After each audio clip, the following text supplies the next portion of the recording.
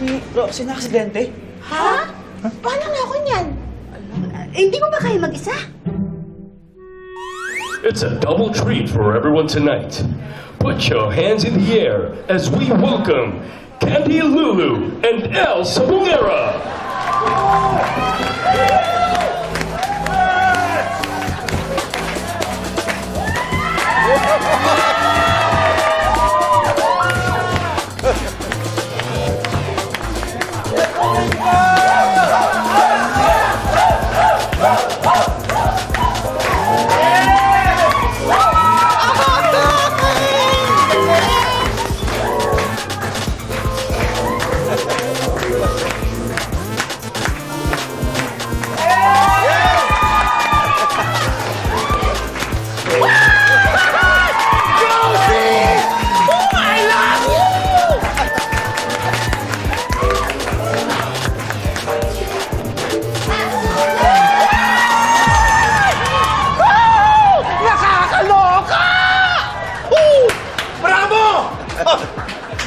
Peps, pare. Pare, paamin sana ako sa'yo.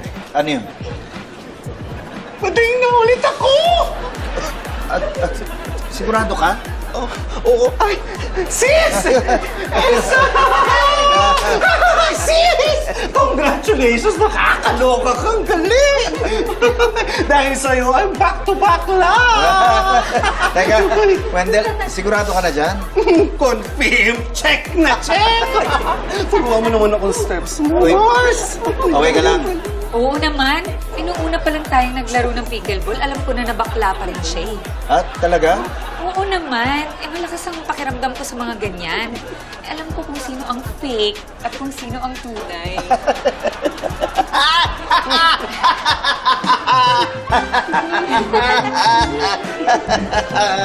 Honesty is the best policy.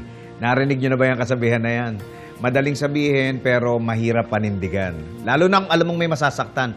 Kasi pag hindi mo naman sinabi ang totoo, ikaw rin ang mahihirapan. Ang pagtanggap kasi ng totoo, depende rin yan sa pagkatao. Pero kung ako tatanungin nyo, mas pipiliin ko yung masakit na totoo kaysa masarap na panluloko.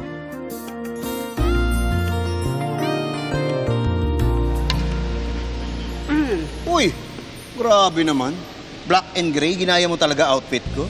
Uy, hindi ito talaga balak kong isuot mo. Talaga? Uy, alam ba sinasabi nila pag kayo palagi nagkakapareho na suot? Diba yung tinatawag nilang soulmates? Talaga? Oo. Kaya pala twinning tayo. Oo. Hi, Peps! Ito talagang twinning. Okay ba?